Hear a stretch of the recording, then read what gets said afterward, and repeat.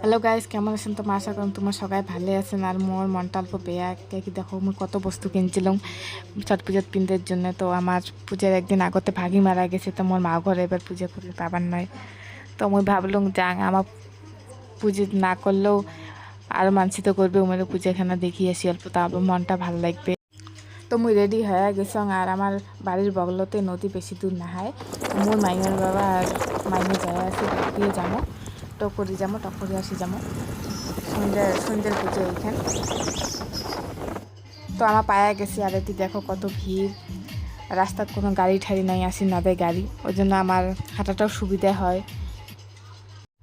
সকালে পূজা করা দেখি আর আমার মনটা আরও বেয়া লাগিয়েছে। এই মাও ঘর করলে আমাও এগুলো নাড়ানাড়ি করির পাইলং হয়। ছোটোর থেকে দেখিয়েছি মাও ঘর করিয়েছে, আর মানে এইবারটায় বাদ গেল, তো মনটা সেই বেয়া লাগিয়েছে। কি সুন্দর সকাল ফুর্তি করিয়েছে, পূজা করিয়েছে, আমায় করি না পাই আরও। আমার যাইতে যাইতে দেখি পূজা আটখান হয়াই গেছে, এলা শেষে প্রায়। তো ভাবলাম অল্প নদীর নামক জলখানাও কি সুন্দর ঠান্ডা, ভাল লাগিয়েছিল জলটা। তো দেখো সকাল পূজা হয়ে গেছে, এলা সকাল আর বাড়ি বাড়ি যাবে, এলা সকালে ঘাটতে আসবে।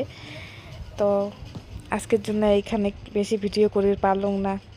যদি তা ভাল লাগছে তো কমেন্টে জানান। Bye bye.